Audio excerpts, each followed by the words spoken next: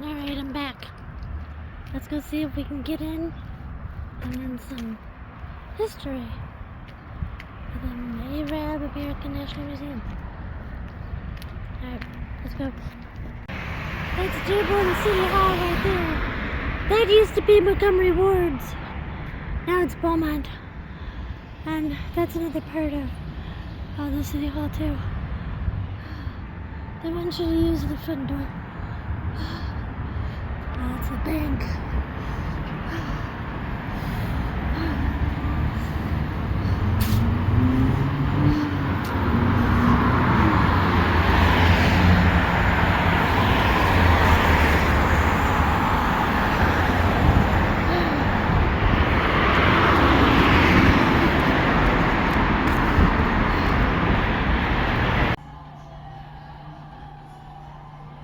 Alright, I'm in.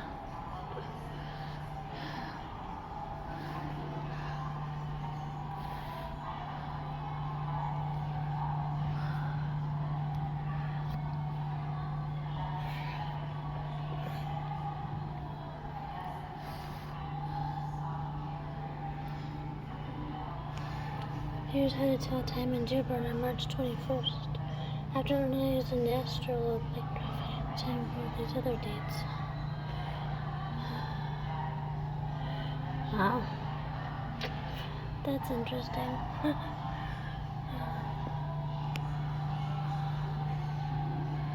I'm not good at math, just normal math.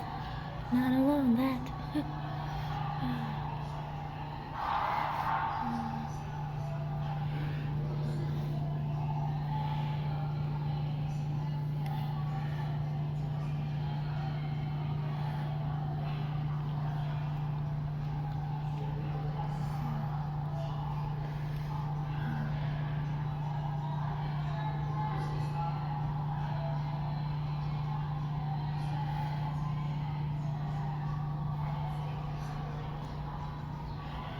Wow, look at that.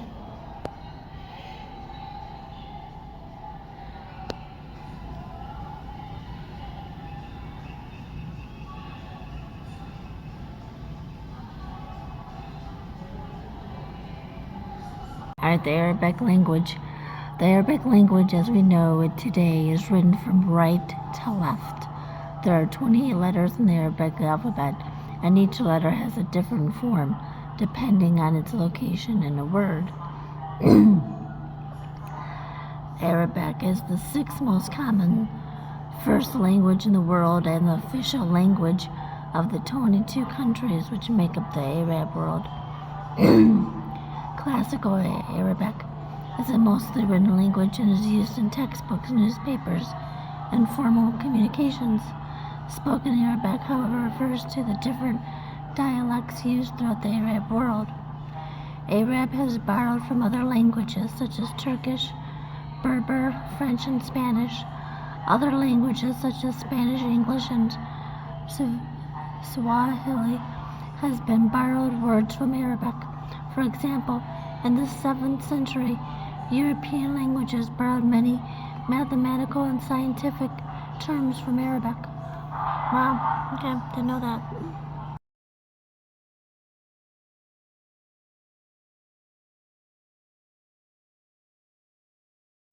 This is the different musical instruments that they would have, like, that we know that as a tambourine, but they call it, also called daf. This is the percussion instrument most intimately associated with the ingenious art of music. It is a small tambourine, traditionally covered with fish skin and equipped with 5 sets of brass cymbals. Played with great skill and elaborate technique, the instrument is expected to keep the correct beat and tempo for the rest of the ensemble. Yeah. That's cool looking.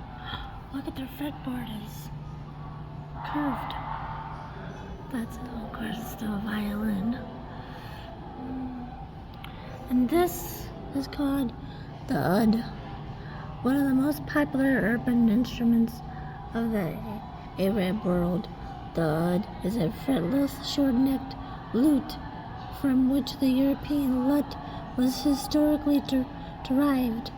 In the medieval Islamic era, it was played by accomplished court musicians and was utilized as a theoretical device for representing various systems of tuning. Today it is used by theorists, professional artists, and amateur musicians, and may be performed either solo or with other traditional instruments.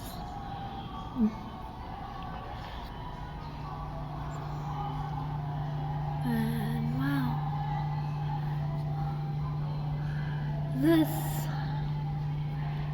this thing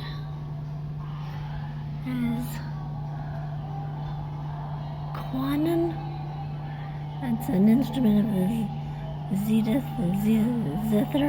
family, consisting of a flat sound box and some 26 triple courses of strings. The instrument is played with two plectrums held through metal rings on the player's two index fingers.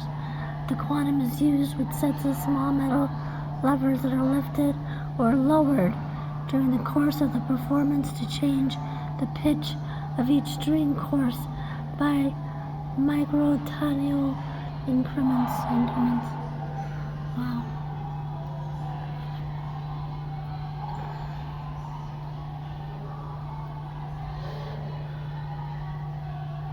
That's pretty cool. I never saw a fretboard that curves like that. It's called the oud. It's called the oud.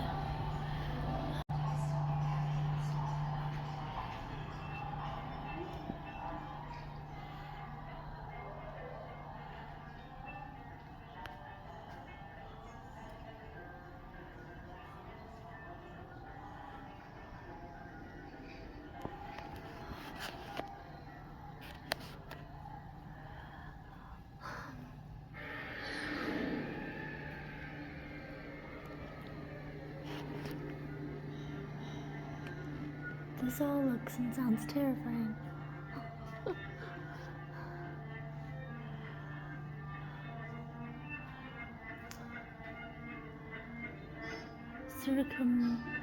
Circumnavigate, contacts, condense, coronary valve, valuable, catastrophe, consent. What is this all about?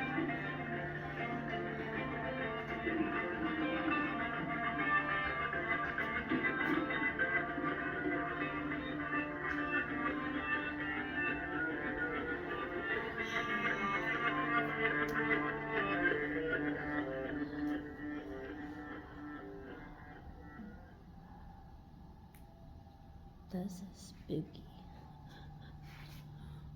You can see the lady painting. That's a person that painted this. All this.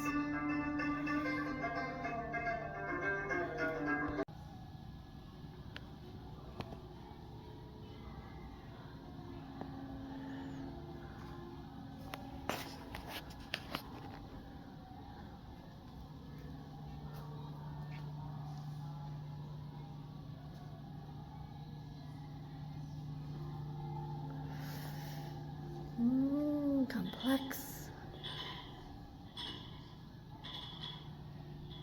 It's definitely complex. Communicated. Ooh. Kind of scary. Complex.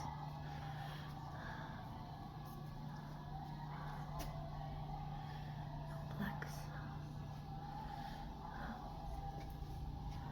2023, complex complexions.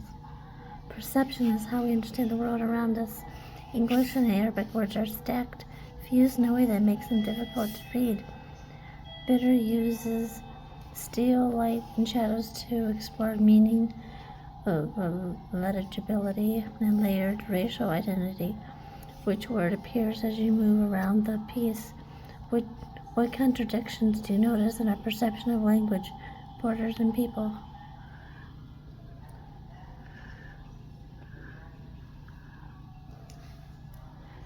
Oh, so it's an Arabic complex.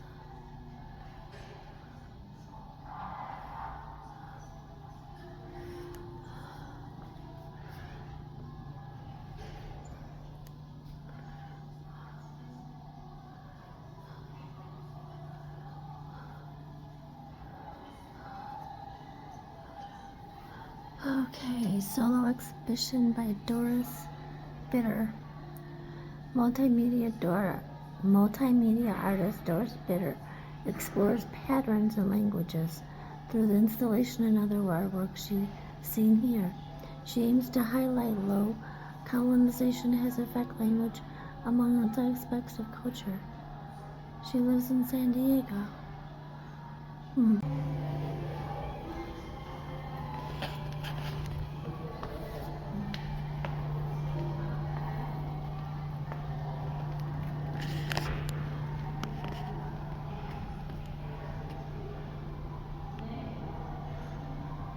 Oh, there's the minivan. Right there.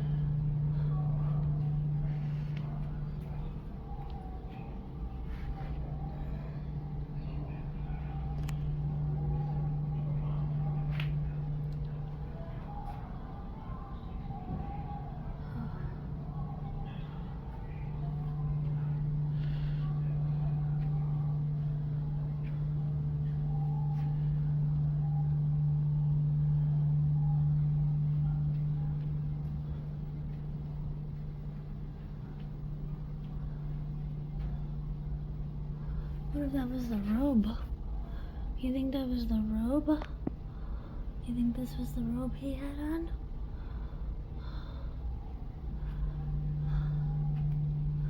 Okay, 1926. Academic robe and cape and hood. 1926. Belonged to and worn by Calatoan. Gift of Joy May Hilden. So, yep, it is. You can't see the light reflecting. It's not reflecting. I can't help it. It's not, my light's not on. It's these lights. But this guy, the robe that he has on, is this one. The one they have in the case. Yeah.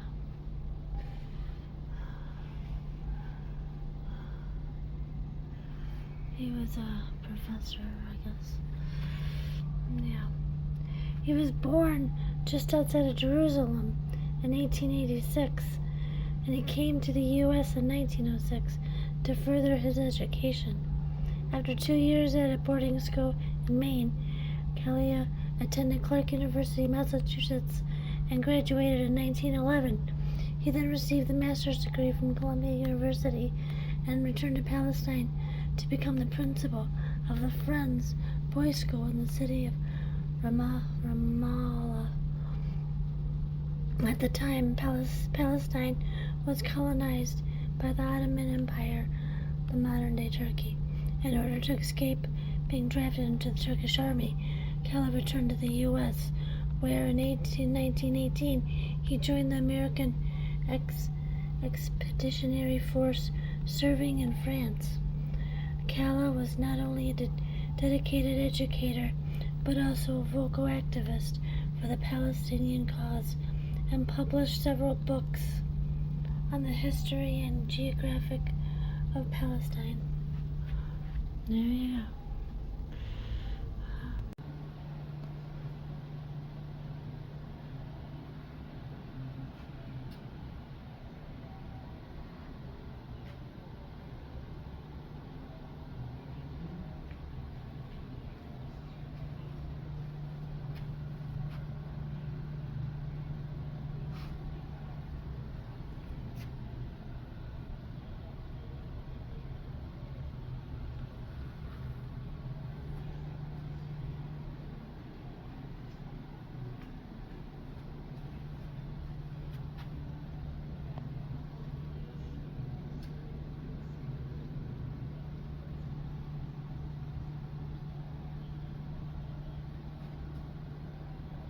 I don't know if these are movies. I think these are movies. Oh yeah, this might be from TV. Yeah, duh. I think that's what it is. Yeah, it is. It's from TV. It's clips from TV.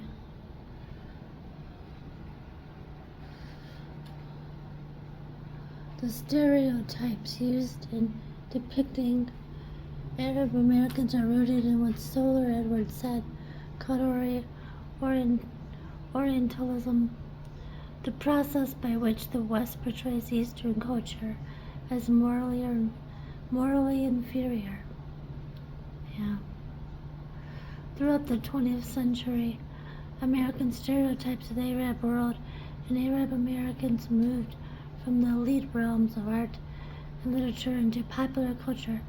Negative images of Arabs have been sustained through song, television programs, film, consumer products, comic strips, and national news media.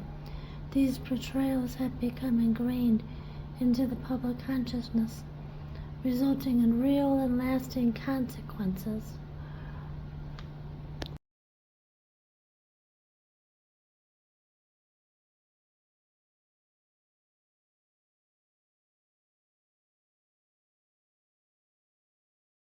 Alright, just in time for snow.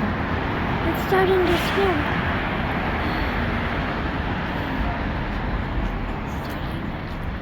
Well, there you have it. It was